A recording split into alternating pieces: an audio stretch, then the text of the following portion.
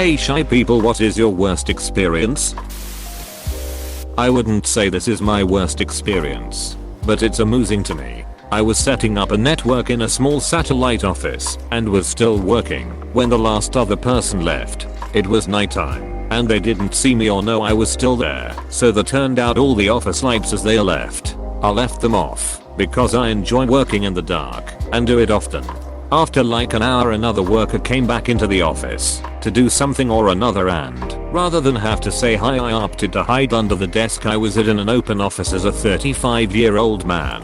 I'm not sure why I did that, but luckily they didn't notice me and left again after about 15 minutes. NGL. Had to chuckle at this. Sounds like something I would do rather than explaining to the person that I enjoy working in the dark and seeming kinda weird. Then they find you under the desk and you seem even weirder. Putting a year's worth of confidence into a job interview just to be the quiet one after you get the job. The anxiety, dude. It's always frustrating as hell. Your first few weeks, while getting comfortable with everyone, you just keep asking yourself, if I could interview so well, why the hell is it taking so long to be able to talk with my coworkers? Apostrophe. And it gets worse if when you work in a small team with long shifts and not much to do during downtimes, like being a barista. Went to a party. Guy I've never met walks up to me, shakes my hand, and says hello. What's your name? Where were you born? Where will you die? What's in between? Not letting go of my hand the whole time. I completely locked up. Had no idea what to say. Okay. My name's John. I was born in Milwaukee. Judging by this conversation, I'm probably going to die at this party, and the in-between will be you murdering me. Nice to meet you. I was at a friend's house. His parents used to scare me. The dad had a thick Asian accent, and due to my nerves, I guess I wasn't paying attention. Didn't realize the dad was full on asking how I was, and I just stood there awkwardly. I thought he was speaking to his son in Cantonese. I still think about this. I never corrected my boss when she mixed up my name on the first day. I had already introduced myself to some people by my real name. The other half of people my boss introduced me to called me another. I felt too shy to correct her in front of the group. It just led to more awkward conversations, as the two names were completely different.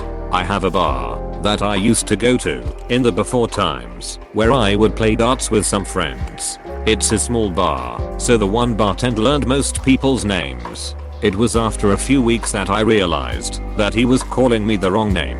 I thought the previous times he had been talking to someone else. It's been too long now, so I won't correct him.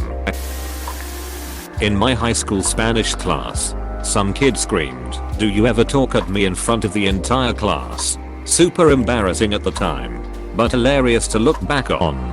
Edit. For those curious, I said nothing in response. If only I could go back in time. Had a similar incident in freshman science class in high school. Hardly ever talked, and I guess the teacher somehow got it in her head that I was mute.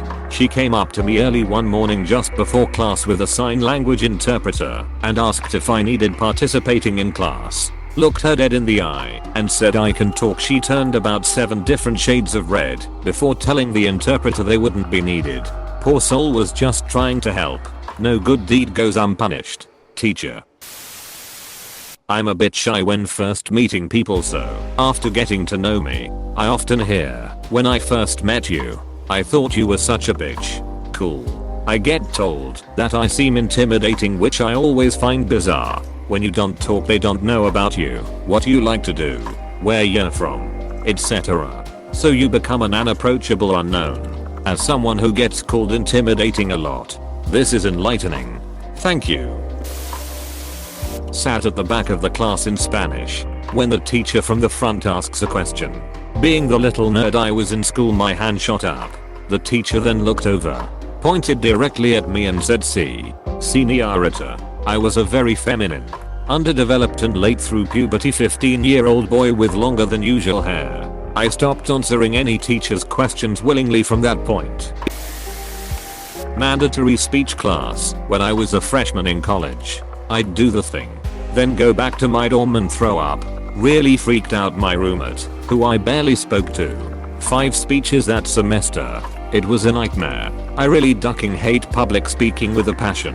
For my speaking exam in year 10 I was allowed to do it with just the teacher and a couple friends of my choice to be the audience. Then in year 11 we was told they lost our results, so we had to do it again.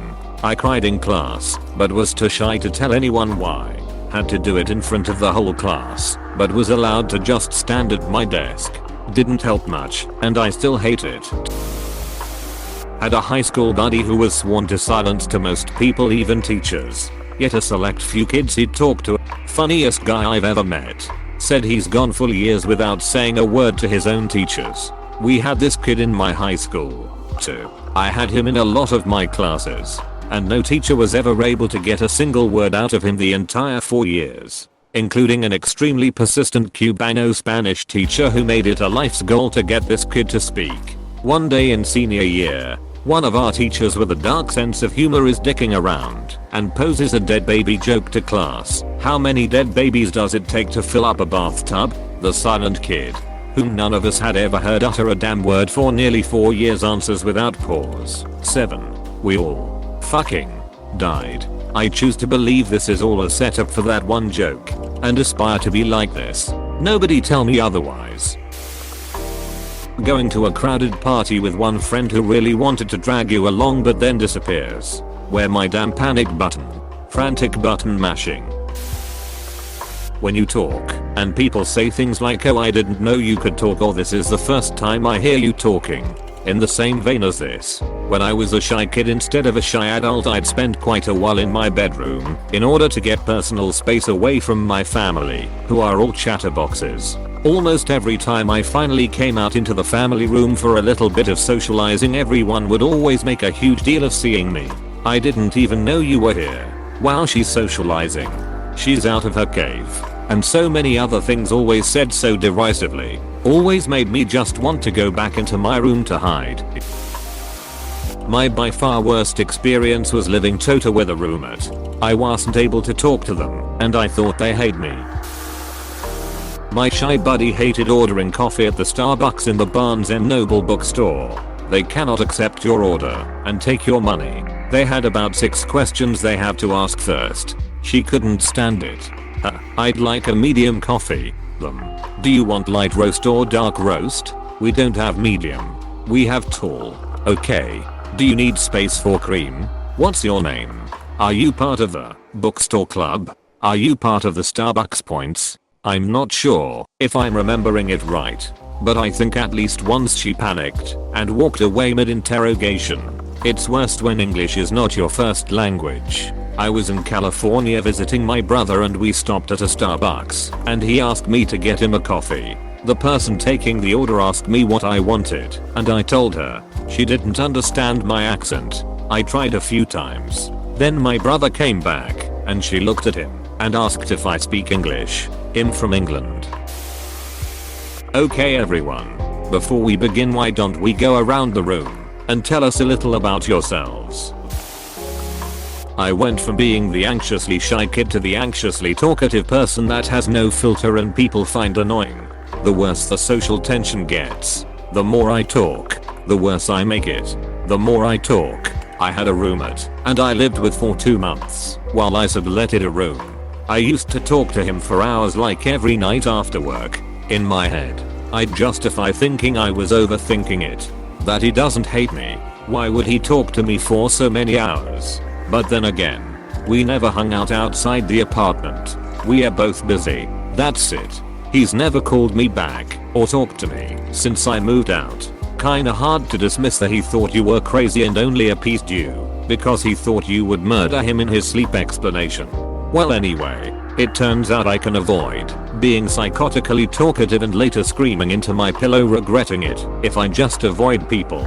Is okay bro. It gets better. I'm at the point where I notice that if after 2, 3 conversation starters I don't get any responses, I just stf and scram. I'm an anxious person, so it eats me away for a little bit, but then I get busy and I forget lol.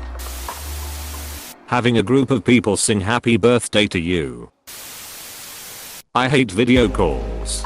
I was going to drive 5 hours to my college to talk to a professor in person instead of just video calling to follow up on something. I have a theory on this one, because I feel the same way. In-person interactions usually allow for a deeper level of connection when it's someone you are already familiar with. That can make us shy people less anxious, something that you totally lose over a video call, right? Plus there is an unsettling amount of eye contact expected in video chats, because that's the whole point of it. Whereas a conversation in real life, I can glance at other stuff while talking, or show someone something, and we can look at that together instead of looking at each other's faces 100% of the time. Entering a new place for the first time, be it a shop or a bar or a restaurant, I'm always play the gentleman and hold the door open for my partner so she can assess the area before I sheepishly shuffle in behind.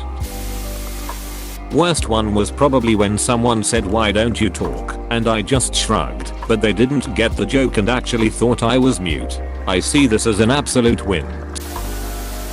I was having coffee with a friend one day. We had just been to the gym, so I thought I was looking pretty disheveled. But maybe not, because a guy came up to us and slid me a piece of paper with his number on it. He said he had seen me while driving by and thought I was beautiful and just had to stop and say hello. I was so caught off guard and just naturally awkward around strangers period that the only thing I could blurt out was, "If you think I'm cute now you should see me when I've bathed." Apostrophe. He walked away. My friend laughed. I was embarrassed for days. That world made me like you more. That's funny. Yeah. Honestly, that's a hilarious and witty reply. Whenever I have to talk up front at school, but I actually speak loud enough, I just don't like looking at the people. I'm a really shy person. Not so much online, and definitely not shy with my friends. Why me too when giving some kind of presentation I speak loud, just to hide my nervousness, and sometimes I also feel like I'm shouting. When anyone say, "Why are you quiet?" Because you talk enough for the both of us. I looked at the food menu beforehand and picked a food I wanted to get, go to the counter, ask for that food, and they had absolutely no idea what I was talking about. I just left without a word. I was so embarrassed. Never asked for food there again. This happened to me too. At a bakery I was going in for a friend. Ask for 3 flavors of a certain sweet. Guy says they have never had those. So I just ask for random flavors. Go home. See which flavors they are. Exactly what I asked for. Hate that guy so much. The first time I decided to speak up in class, a person who had been harassing me yelled out, "EWW. That's what you sound like. For the sake of our ears, you should probably just never speak again."